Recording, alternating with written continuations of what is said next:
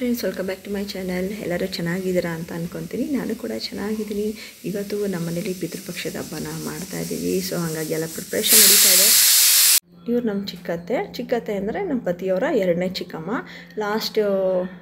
Last year ವ್ಲಾಗಲ್ಲಿ ಇದ್ದರು ಇವರಂತೂ ಬಂದ ತಕ್ಷಣವೇ ನಾನು ಕೆಲಸ ಮಾಡ್ತೀನಿ ಬಿಡವ, ನಾನು ಒಬ್ಬಟ್ಟು ತೊಡ್ತೀನಿ, ನೀನೇನಾದರೂ ಬೇರೆ ಕೆಲಸ ಮಾಡು.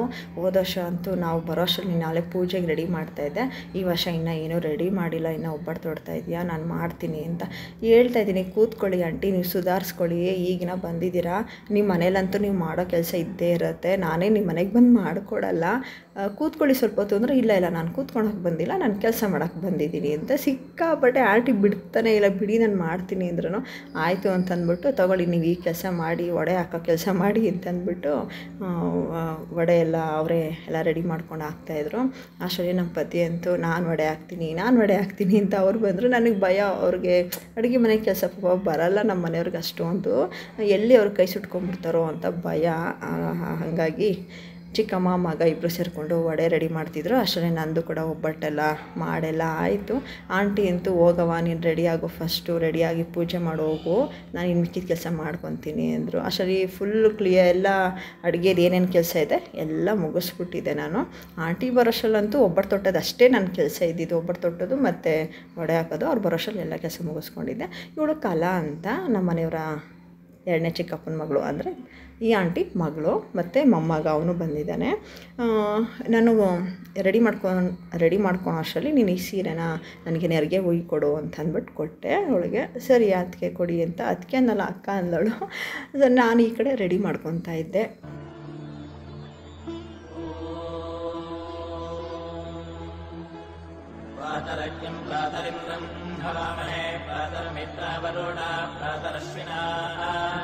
प्रातर्भगं पोषणं ब्रह्मणस्पतिं प्रातः सोमावतरुद्रं होवेम प्रातर्जितं भगमग्रं होवेम वयं पुत्रमदितेर्यो वेधत्ता आध्रश्चित्यं मन्यमानस्तुरश्चिद्राजा आदित्यं भगं भक्षेत्याः भगप्रणे तद्भगसत्याराधो भगेमां धियमुत वातदन्नः भगप्रणो जनयगोभिरश्वेर्भगप्रणवृद्धवन्तस्याम उदेदानीं भगवन्तस्यामोदप्रावित्वहुतमध्ये अन्नाः उदोदीतामघवन् सूर्यस्य वयं देवानां सुमतोऽस्याव भग एव भगवानस्तु देवास्तेन वयं भगवन्तस्याम तन्त्वा भग सर्वगिज्जो हवेनिसदो भगवरहेता भवेह समध्वरायोषसो नमन्तदधिक्रावे वजुषाये पदाय सर्वादीनं सुविदं भगन्तो रथाविवाश्वावाजिन आवाहन्तो अश्वावतेर्योपादेन्द्रभुषासो वीरवातीस्तदा वक्षन्तु भद्राः सुतं दुहाना विश्वतः प्रवेदायूयं पातः स्वस्तिभिस्वदानः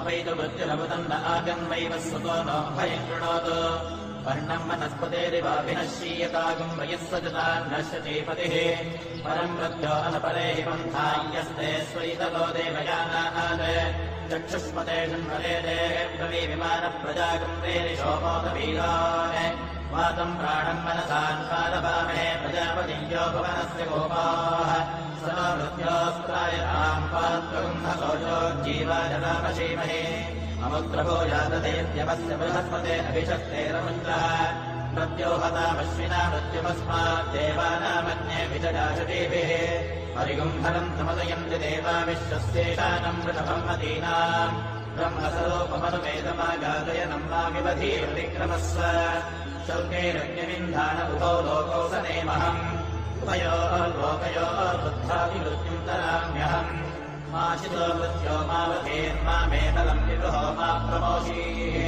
प्रजां मामेरीर्षमायुरुद्रचक्षसन्वा हविषा विधेम मानो महान्तमुतमानो अर्धगं मानवृक्षन्तमुतमानवृक्षितम् मानो वधे पितरं मोदमादरं प्रियामानस्तनुवोरुत्तरीरिषः मानस्मोकेतनये मान आयुषमानो दोषमानो अश्वेषुरीरिषः वीरान्मानो रुद्रभामितोपधीर्हविष्णं तो नमसा विधेमते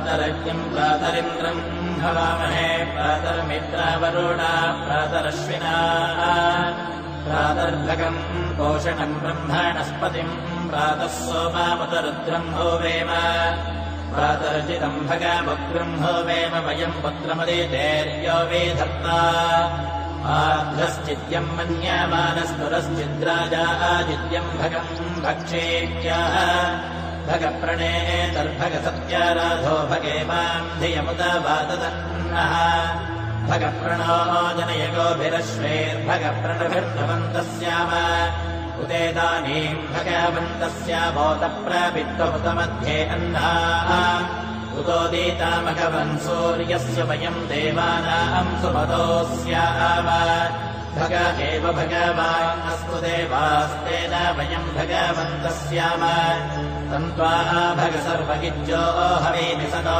भगपुरहेता भवेह समध्वरा योषसो नमन्तदधिक्रावे वशुचाये पदाय अर्वाजीरम्ब सुविदम् भगन् नोरथमिवाश्वावाजिन आवाहन्तो अश्वावतीर्गोपातीर्नभुषासो वीरवातीस्तदामुच्छन्तु भद्राः सुतम् दुहाना विश्वतः प्रवेतायूयम् पात स्वस्तिभिः स्वदानः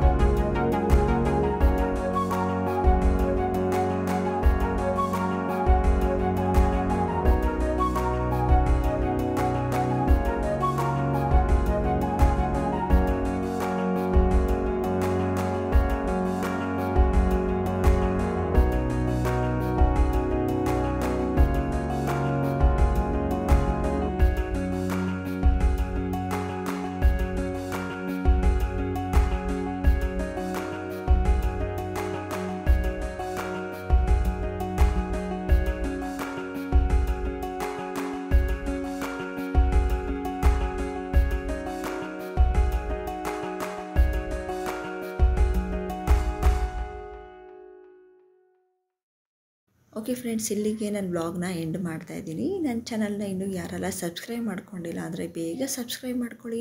ಹಾಗೆ ನನ್ನ ವಿಡಿಯೋಗೆ ಒಂದು ಲೈಕ್ ಕೊಡಿ, ಕಮೆಂಟ್ ಮಾಡಿ, ಶೇರ್ ಮಾಡಿ. Okay friends, bye, see you, take care.